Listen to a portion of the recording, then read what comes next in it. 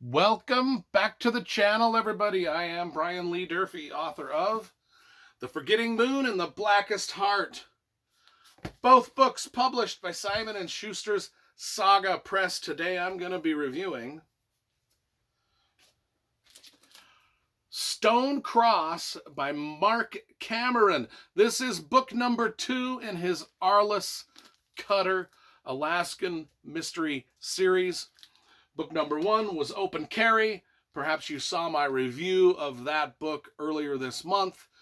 Book number 3 is Bone Rattle. Book number 4 is coming out in a few weeks, so I will be getting that. Today we're reviewing book 2, Stone Cross. Some of you might recognize Marc Cameron's name from the Jack Ryan series because Marc Cameron also has contributed to the Jack Ryan universe, the Tom Clancy universe. So that's probably where a lot of you know his name from. Anyway, let's get to Stone Cross. We always review the covers because you know I love illustration and graphic design. So let's give this cover a review. I actually quite like it. It's got this great Alaskan scene. You can't really see it because of the sparkly plastic I put on my cover kind of glares it out. But it's got this great Alaskan scene of an Alaskan range with some glaciers and stuff, and the stone cross right there in the middle of it. I like it. And all the books look good on the shelf together. When you put all the books together, they look really good. Their spines all match.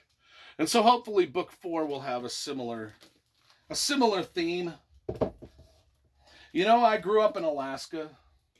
Grew up in Fairbanks, so I love everything Alaska. I've got a whole collection of Alaska mysteries. Dana Stabenow, John Straley, Stan Jones. I've got a whole bunch of Alaskan mysteries. And Marc Cameron is an absolute great addition to this Alaskan mystery series theme. I got 6,000 some odd books here in my library. This is just my upstairs library. Some of you have seen my downstairs library too, and anyway. So it's been a joy and a pleasure to buy these Marc Cameron books and have them in my collection. So there's a character list. That's the first thing I noticed. There's a character list in this book. I did mention in my review of Open Carry that there are a lot of characters in the book. And so if you're one of those type of people that have a hard time keeping track of characters, just know that when you read Open Carry. But Marc Cameron does us the favor of putting a character list in this book. There's 37 characters on that list, just to give you an idea. And they're all cool, all distinctly drawn, and all have separate personalities. I mean, it's easy to follow. It's fun and easy to follow them.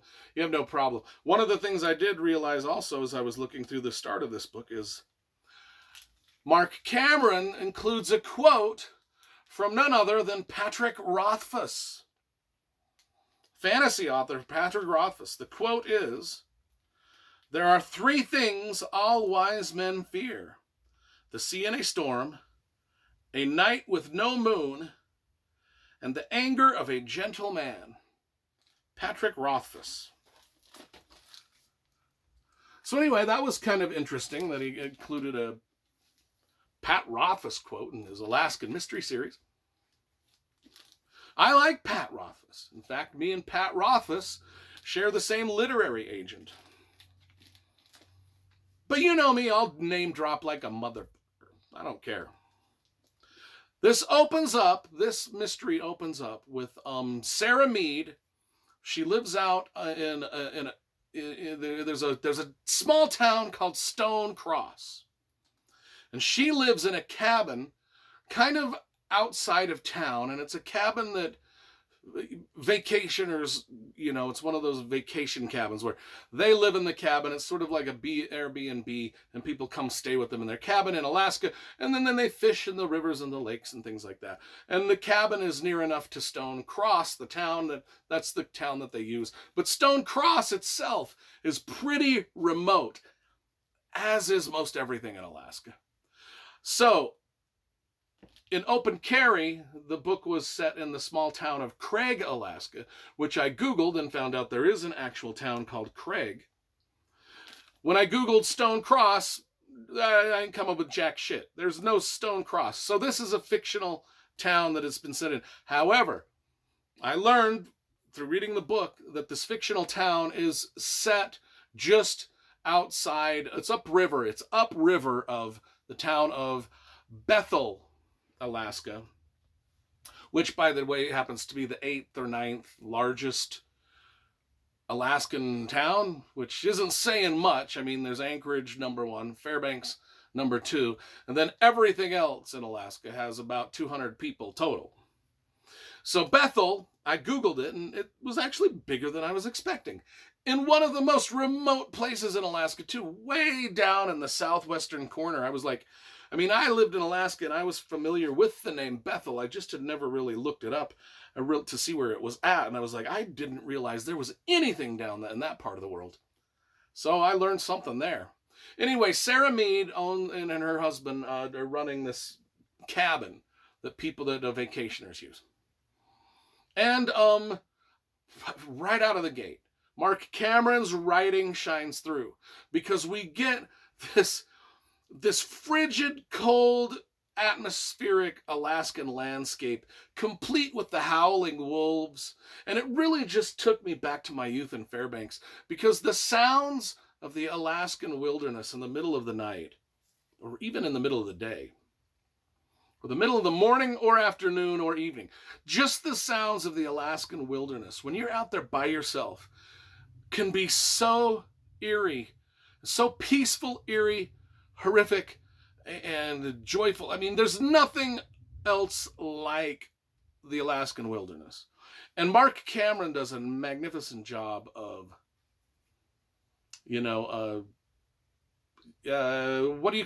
describing all that with his words, which is something I'm having a hard time spitting out of my mouth right now. Anyway,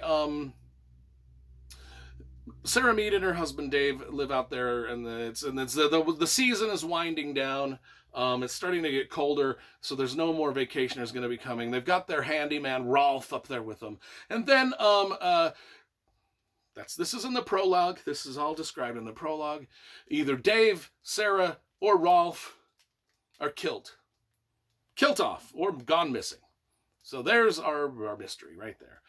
Now we cut to Anchorage, Alaska, where Arliss Cutter, our fugitive task force policeman, is dealing with stuff in Fairbanks. Not Fairbanks, but Anchorage. One of the things I like about these books so far in Open Carry and in this book, we get a couple of chapters, maybe 2 or 3 or 4 chapters, where Arliss and his crew are just dealing with police problems that are happening in Anchorage before they get sent off to remote places like Craig or Stone Cross. So we get to see them in action right there in Fairbanks as they deal with the scumbags of not Fairbanks. I keep saying Fairbanks. It's Anchorage is where they're located.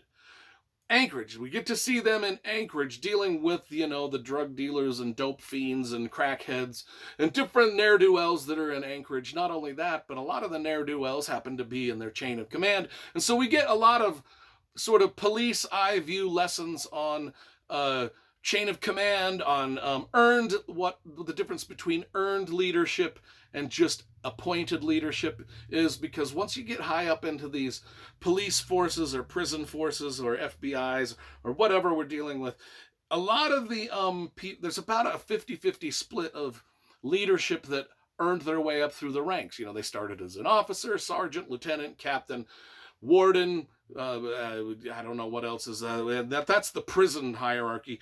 The police, it might be, I don't know what it is, deputy, sergeant, I don't know. But anyway, 50% of the people earn their way up through the ranks. The other people that are in the ranks high up are appointed by the governor.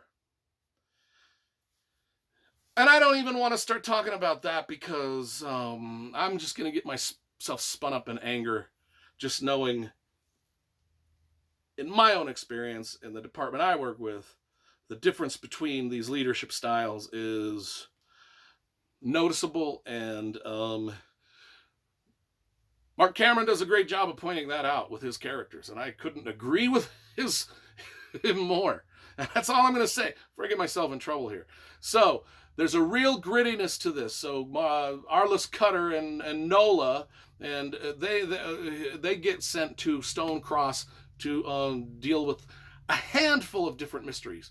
In fact, when they get there, more mysteries crop up just while they're there. You know, these places, these remote places in Alaska, are actually quite lawless. I mean, there's really no law around to sort of keep people in check, and so a lot of times people just do what they do. And the amount of domestic violence and drunken murders that happen in these places is just astonishing. Per capita astonishing. And Marc Cameron points that out. And having lived in Alaska for a period of time, I can sort of understand this. It's a grim place. And it's a dangerous place. And that's just the landscape. You take just the landscape and animals itself. It's a gritty, grim, hard place to live. And then you add people to that. And of course, people are going to bring worse things to the landscape. And so this is kind of the themes of what's the story here. And I got to say, there's a real grittiness to Marc Cameron's storytelling without any swearing. So, I mean, I was halfway through this book. I read one of his books. I'm halfway through this book, and I'm thinking to myself, I don't think I've even come across one swear word. Which is amazing that you can write sort of a dark, gritty mystery series, and I didn't even notice there was no swearing going on. I'm the swearing fool. Every other word out of my mouth is the F word. So I don't know how Marc Cameron does that, how he edits that out, but he does, and I didn't notice. And normally that's something that I'm pretty attuned to. So anyway, we get our mystery here, and I'm not going to go into the whole mystery. There's some father-daughter stuff, a biological father, stepfather. There's a lot of drunken Native Alaskans. There's a snow. Oh, and one of the gripping scenes is just the horrors of spending your night out in Alaska in the frigid middle of the frigid winter with no protection whatsoever. It's that he describes that well. Not only that, but he describes what it's like to go through on a snow machine, go through ice. But I think it might be a dog sled. I can't remember. They went through the ice, and then they're in the creek, and they're all cold. And that happened to me before on a snow machine with my dad out snow machining outside of Fairbanks. We actually broke through. We were on a creek. And it was frozen over, and then we went into the ice, and that was not pleasant. I know what that's like. My dad built me a little fire off to the side, and so I could keep warm while he dug the snow machine out the creek. But anyway,